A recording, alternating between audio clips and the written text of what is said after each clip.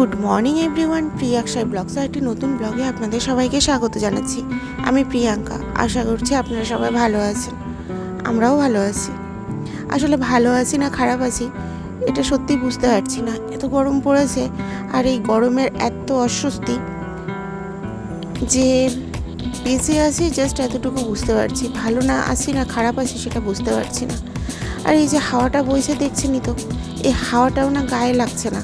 অন্যান্য দিন যেমন ছাদে সকালবেলা ঘুম থেকে উঠে আসলে হাওয়াটা কিন্তু বেশ মিষ্টি লাগে, কিন্তু এই কয়েকটা দিন এত অস্বস্তি লাগছে। কালকে তো যেমন হাওয়াই ছিল না, কিন্তু আজকে হাওয়া আছে, কিন্তু সে হাওয়াটাও গরম। আজকে এখন এই সকাল 8টার মতো বাজে, ঘুম থেকে উঠেছি এই 7:30টার দিকে। আর কিছু কাজ ছিল সেগুলো সেরে এই ছাদে উঠেছি। এখন এই গাছগুলোতে জল দেওয়া হয়নি। কালকে সেই বাজারে গেছি বিকেলবেলা, তার হাত দিয়ে গাছে জল দিয়েছিলাম, তো এখন এই গাছগুলোতে জল দেব। আর এই চারিগুলোতে দেখছি বেশ কয়েকটা নতুন নতুন চারা এসছে। তো তার মধ্যে দেখছি মিষ্টি কুমড়োর গাছ আছে কিনা বুঝতে পারছি না, তবে মায়ের কাছে শুনলাম চাল কুমড়োর গাছ আছে, আর আছে পুঁই শাকের গাছ, যেটা আমার ভীষণ ভালো লাগে। পুঁই শাকটা খেতে নয়, পুঁই শাকের পাতাটা খেতে, পাতাটা বড়া করে খেতে ভীষণ ভালো লাগে। আজকে যথারীতি সবজিওয়ালা কাকু এসেছিল, আর তার কাছে আমি যেই দেখেছি পুঁই শাক আছে, পুঁই শাকটা রোজ দিন নিয়ে আসে না, তবে যেদিন নিয়ে আসে আর আমার যদি চোখে পড়ে তো সেদিন রাখার সম্ভাবনা থাকে সব থেকে বেশি। এবার আমাদের যেটা হয়, এমন যায় মাঝে মাঝে যে একদিন রান্না করে আমরা দুদিন খাই। তো হয়তো যদি সেদিন রান্না না করে মা, তাহলে সেদিন তো আর রাখা হয় না। কিন্তু যদি মা রান্না করে, যেমন আজকে মা রান্না করার কথা ছিল, সেই কারণে পুঁই শাকটা রেখেছিলাম। যদিও বা পরে পুঁই শাকটা রাঁধেনি, পুঁই শাকের পাতা দিয়ে আমাকে মা বড়া করে দিয়েছিল। আগে যখন কুচবিহারে দেখতাম এই পুঁই শাকের পাতার বড়া ভীষণ খেতাম। তো আজকে আমাদের রেখেছে, আজকে আমরা বড়াও খেয়েছি। আর এই যে দেখুন, আজকেও না এই গাছগুলোতে না অনেকই কম ফুল এসছে, আর এই ফুলগুলোর সাইজই মোটামুটি ছোট হয়ে গেছে। কাল বিকেলে বাজারে গেছি, বাজার থেকে আসার পরে মানে বলতে গেলে আমি আর চোখ খুলে তাকাতে পারছিলাম না, আমার এমন অবস্থা হচ্ছিল। একে তো প্রচণ্ড গরম পড়েছে, বাইরে হাওয়া ছিল, কিন্তু সে হাওয়াটাও গরম ছিল। বিকেলবেলার হাওয়া কি সন্ধ্যের সময়ের হাওয়া, তাও সেটাও গরম ছিল। তার মধ্যে বাড়িতে যাদের ছোট বাচ্চা আছে তারা ঠিক বুঝতে পারবে, বিশেষ করে যারা ছোট বাচ্চার মা, তারা বুঝতে পারবে যে একটা মায়ের পক্ষে বাড়ির কাজ সামলে বাইরের কাজ সামলানো, তারপরে এসে আবার সেই বাড়িতে বাচ্চাকে সামলানো ঠিক কতটা কঠিন। তো আমার ক্ষেত্রেও তার ব্যতিক্রম হয়নি। তার মধ্যে সেই কালকে সকালবেলা ঘুম থেকে উঠেছি 7টার সময়, আর সারাটা দিন একটু বিছানায় শুতে পারিনি। আর সেই আমার শুতে শুতে কালকে পিতৃবাবু এত জ্বালাতন করেছে, রাত্রি 1:30টার সময় সে ঘুমিয়েছে। তো মনে হচ্ছিল যে আমি পাগল হয়ে যাই। মা ওকে সামলাতে পারছিল, যদিও বা মাই সামলেছে। মাঝখানে আমি একটু চোখটা বন্ধ করে নিয়েছিলাম। তো মার জন্য কিছুটা হলেও বেঁচে গেছে। কিছুটা কি, আমি এক কথায় বেঁচেই গেছি এই যাত্রায়। আর এই যে আমি স্নান করে আমার প্রায় পুজো করা কমপ্লিট। এখন না মোটামুটি অনেক কম ফুল ফুটছে। আর সত্যি কথা বলতে এই সব কিছু সেরে এই ঠাকুর ঘরে ঢুকে ঠাকুরের আসন ফুল দিয়ে ভালো করে সাজানোর না, আর না ধৈর্য বা শক্তি দুটোর একটাও থাকে না।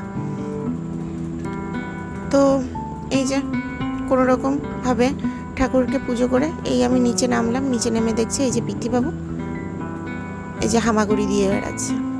কালকে পিতৃবাবু খাট থেকে পড়ে গেছিলো। আমি একটু জল খেতে বাইরে এসে আমি দেখে আসলাম ও ঘুমোচ্ছে, একদম সে গভীর ঘুম। চারপাশ দিয়ে বালিশ দিয়ে ওকে প্রোটেক্ট করে রেখে এসেছি। কে শোনে কার কথা। বালিশের উপর দিয়ে কিভাবে সে পার হয়ে নিচে পড়ে গেছে। এবার সে উপর হয়ে পড়েছে না চিত হয়ে পড়েছে আমি সত্যিই জানি না, আমি দেখিনি, কিন্তু আমি দেখলাম নিচে পড়ে আছে, পড়ে কেঁদেছে ও।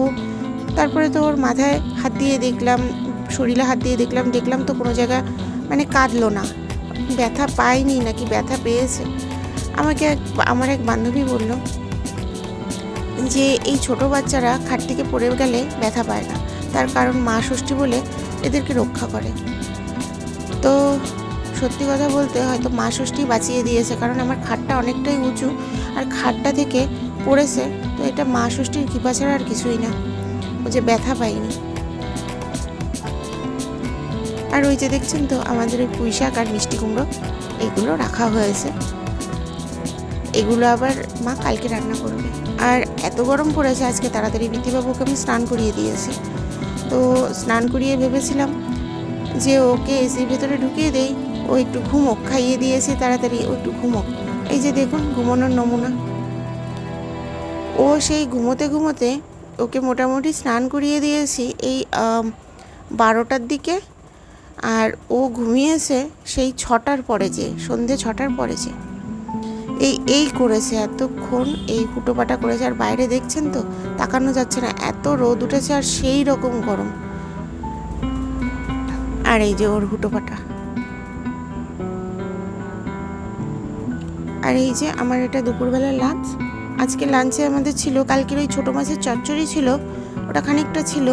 আর মা আজকে উচ্ছে দিয়ে আলু দিয়ে আর একটা কী যেন ছিল, ওটা দিয়ে একটা তেঁতোর ঝোল করেছে, আর পুঁই শাকের বড়া, আর এই যে আমডাল, আর এই যে দই। এই দইটা যে বেশ কয়েকদিন আগে, তাও মোটামুটি 10-15 দিন আগে তো আনা হয়েছে। তো ওই দইটা খেয়ে আমি আর মা শেষই করতে পারছি না, আজকেও শেষ করতে পারিনি। মা তো খায় অনেক দিন পর পর, হয়তো 1 চামচ কি 2 চামচ, মায়ের যেহেতু সুগার আছে। আর খাওয়ার মধ্যে আমি খাই, এবার আমারও খাওয়া হয়ে ওঠে না। আর দইটা কিন্তু খেতে অপূর্ব স্বাদ। মনে আছে ছোটোবেলা যখন কুচবিহারে থাকতাম, তো তখন ওখানে স্বস্তির দোকান নামে একটা মিষ্টির দোকান ছিল। তো সেই দোকানের সবাই বলতো পচা মিষ্টি। আর সত্যি কথা বলতে, আমরা যখন অনেক ছোট ছিলাম তখন ওই দোকানে মিষ্টি ছিল মোটামুটি, কিন্তু পরবর্তীতে ওই দোকান থেকে যদি যে মিষ্টি আনা হোক না, শুধু মিষ্টি বা দই যাই হোক না কেন, সবই না টক বা নষ্ট হতো।